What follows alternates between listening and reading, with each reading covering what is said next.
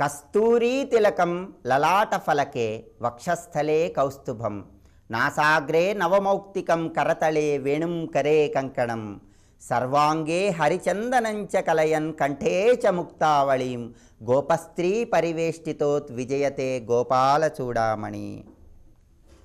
శ్రావణ మాసంలో బహుళపక్షం అష్టమి తిథి రోజు రోహిణీ నక్షత్రం ఉన్న సమయంలో అర్ధరాత్రి సమయంలో దుష్ట శిక్షణ శిష్ట రక్షణ చేసి ధర్మాన్ని 4 పాదాల నడిపించటానికి ఈ భూమి మీద అవతరించిన మహానుభావుడు శ్రీకృష్ణ పరమాత్మ. శ్రీకృష్ణ పరమాత్మ జన్మదినమైనటువంటి శ్రీకృష్ణాష్టమి రోజు ఆ స్వామిని మనం ఏ విధంగా ఆరాధించాలి?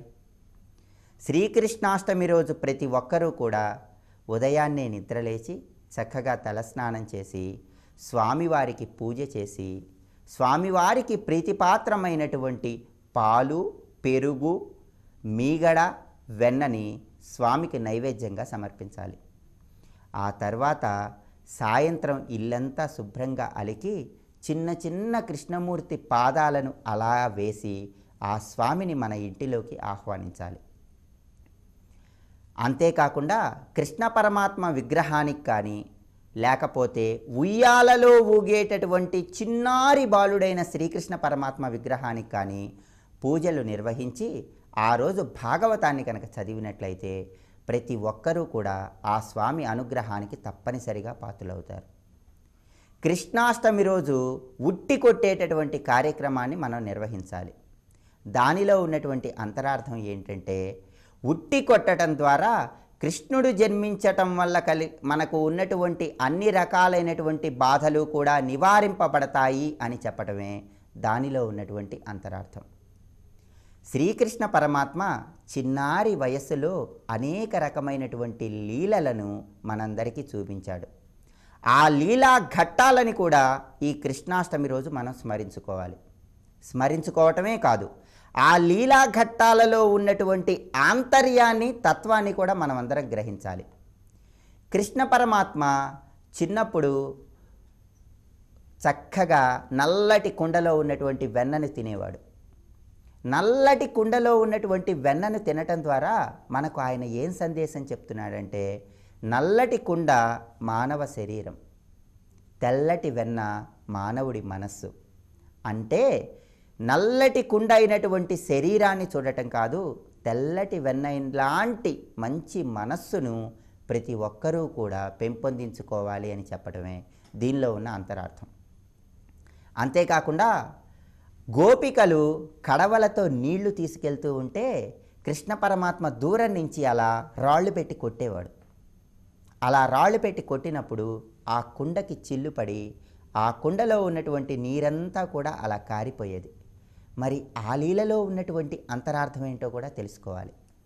ఆ కుండ మానవ శరీరం, ఆ నీళ్లు మనిషిలో ఉండేటటువంటి అహంకారం. కుండకు చిల్లుపడి నీరు క్రింద పడుతోంది అంటే మనిషి తన శరీరంలో ఉన్నటువంటి అహంకారాన్ని తొలగించుకోవాలి. అహంకారాన్ని తొలగించుకున్నప్పుడే పరబ్రహ్మ స్వరూపంలో ఉన్నటువంటి కృష్ణ పరమాత్మ దర్శనం అవుతుంది అని చెప్పటమే ఆ లీలలో ఉన్నటువంటి అంతరార్థం. తర్వాత తన చుట్టుపక్కల ఉన్నటువంటి చిన్న చిన్న బాలురతో పందెం కాసి నదిలో ఈదుతూ ఉండేవాడు. దానిలో ఉన్నటువంటి అంతరార్థం ఏంటంటే, సంసారం అనేటటువంటి సాగరాన్ని ప్రతి వాళ్ళు ఈదుతున్నా కూడా చివరికి మోక్షము అనేటటువంటి గమ్యాన్ని చేరాలంటే నన్ను స్మరించుకోవాలి అని చెప్పడమే దానిలో ఉన్నటువంటి అంతరార్థం.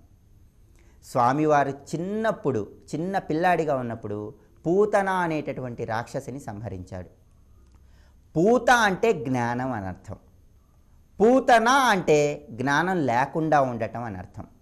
కాబట్టి ప్రతి మానవుడు కూడా జ్ఞానం లేకుండా ఉండటం అంటే అజ్ఞానాన్ని సంహరించి పూత జ్ఞానాన్ని పెంపొందించుకోవాలి అని చెప్పడమే పూతన అనే రాక్షసిని సంహరించడంలో అంతరార్థం. పూతన ముందుగా పాలిచ్చి తర్వాత విషం ఇస్తుంది. కాబట్టి ప్రతి మానవుడు కూడా జ్ఞానం అనే పాలును మాత్రమే స్వీకరించి అజ్ఞానం అనే విషయాన్ని తొలగింపజేసుకోవాలి అని చెప్పడమే ఆ లీలలో ఉన్నటువంటి అంతరార్థం. అంతేకాకుండా కాళీయుడి మీద ఆయన తాండవం చేశాడు. కాళీయుడు ఒక సర్పం. దానిలో ఉన్నటువంటి అంతరార్థం ఏంటంటే, మానవ జీవితంలో మనిషి అనేక కర్మలు చేస్తాడు. ఆ కర్మలన్నీ కూడా సర్పాల్లాంటివి. ఆ కర్మలు చేసి ప్రతిఫలం ఆశించినట్లయితే కర్మ అనే సర్పం మనల్ని కాటేస్తుంది. కర్మలు చేయి, ప్రతిఫలం ఆశించకు. చేసేది నేను, చేయించేది ఆ కృష్ణ పరమాత్మ అనే భావంతో వెళ్ళు. అప్పుడు కర్మ అనే పాము మీద నువ్వు హాయిగా నాట్యం చేయగలవు అని చెప్పటమే ఆ కాళీయుడి మీద ఆ స్వామివారు నాట్యం చేయటంలో ఉన్నటువంటి అంతరార్థం.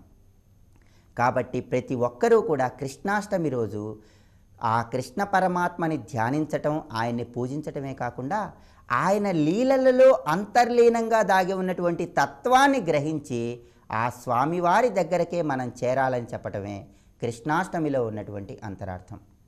అయితే ఈ కృష్ణాష్టమి స్వామివారు అర్ధరాత్రి సమయంలోనే జన్మించారు. దాని వెనక ఒక చక్కటి అంతరార్థం ఉంది. అది ఏంటంటే, శ్రీరామచంద్రుల వారు చైత్రమాసంలో నవమి తిథి రోజు సూర్యవంశంలో మిట్ట మధ్యాహ్న సమయంలో జన్మించాడు. అప్పుడు సూర్యభగవానుడు ఆ స్వామిని దర్శిస్తున్నాడు. అప్పుడు చంద్రుడు వచ్చి, స్వామి, సూర్యుడి వల్ల నేను నిన్ను దర్శించలేకపోతున్నాను, నాకు నిన్ను దర్శించాలని ఉంది స్వామి, సూర్యుడిని పక్కకు పంపించి నేను చూసేలాగా చెయ్యి స్వామి అని అడిగాడు. అప్పుడు శ్రీరామచంద్రుల వారు, ద్వాపర యుగంలో నేను కృష్ణ పరమాత్మగా అర్ధరాత్రి సమయంలోనే అవతరిస్తాను, అప్పుడు నీవే నన్ను స్వయంగా చూడవచ్చు అని చెప్పారు. అందుకే కృష్ణ పరమాత్మ అర్ధరాత్రి సమయంలో జన్మించి ఆ చంద్రుడు ఆయనని దర్శించే విధంగా చంద్రుడిని అనుగ్రహించాడు. అది కృష్ణ పరమాత్మ జన్మలో ఉన్నటువంటి అంతరార్థం. అంతేకాకుండా ఈ కృష్ణాష్టమిని స్మార్త కృష్ణాష్టమి, వైష్ణవ కృష్ణాష్టమి అని 2 రకాలుగా జరుపుకుంటూ ఉంటారు. దీనిలో ఉన్నటువంటి అంతరార్థం ఏంటంటే, స్మార్తులు సప్తమి, అష్టమి ఈ 2 తిథులు కలిసి వచ్చినా కూడా కృష్ణుడి పండగను జరుపుకుంటారు. కానీ వైష్ణవులు మాత్రం కేవలం అష్టమి తిథిని మాత్రమే పరిగణనలోకి తీసుకొని కృష్ణాష్టమిని జరుపుకుంటారు. అందుకే మనకి సప్తమి, అష్టమి 2 కలిసి వచ్చిన రోజు స్మార్త కృష్ణాష్టమిగా, కేవలం అష్టమి తిథి ఉన్న రోజు వైష్ణవ కృష్ణాష్టమిగా జరుపుకోవటం అనాదిగా వస్తున్నటువంటి ఆచారం. అంతేకాకుండా ఈ శ్రీకృష్ణ పరమాత్మ కృష్ణస్య స్వయం భగవాన్ అన్నారు ఆయన గురించి. అంటే ఎవరి గురించో ఆయన భూమి మీద అవతరించలేదు. తనంతట తానుగా ఎవరి ప్రేరణ లేకుండా భూమి మీద యదా యదా హి ధర్మస్య గ్లానిర్భవతి భారత తదా అభ్యుత్థానమధర్మస్య తదాత్మానం సృజామ్యహం అంటూ ఎప్పుడైతే అధర్మం పెచ్చుమీరిపోతుందో అప్పుడు నా అంతట నేనుగా అవతరిస్తానని ఆయనే స్వయంగా శ్రీకృష్ణ పరమాత్మగా ఈ భూమి మీద అవతరించాడు. ఈ శ్రీకృష్ణాష్టమి రోజే అర్ధరాత్రి సమయంలో చాలా ప్రాంతాలలో ఒక దోసకాయని పగలగొట్టడం మనకి సాంప్రదాయంగా వస్తుంది. ఆ దోసకాయని పగలగొట్టడం అనేటటువంటిది శ్రీకృష్ణుడి అవతరణకి నాంది వాక్యంగా మనం చెప్తాం. కృష్ణాష్టమి తరువాత రోజుని, అంటే నవమి తిథి రోజు నంద మహోత్సవం అనే పేరుతో చాలా ఆర్భాటంగా నిర్వహిస్తారు. ఈ నంద మహోత్సవంలో స్వామివారికి పెరుగు, వెన్న, కస్తూరి, పసుపు ఇవన్నీ కూడా సమర్పించి ఆ తర్వాత ప్రజలందరూ కూడా ఒకరికొకరు అవన్నీ లేపనంగా పూసుకొని ఆనందోత్సాహాలలో తేలియాడుతూ శంఖాన్ని ఊరిస్తూ స్వామివారికి హారతిని సమర్పించి ఆ తర్వాత నైవేద్యాన్ని అందరికీ సమర్పిస్తారు.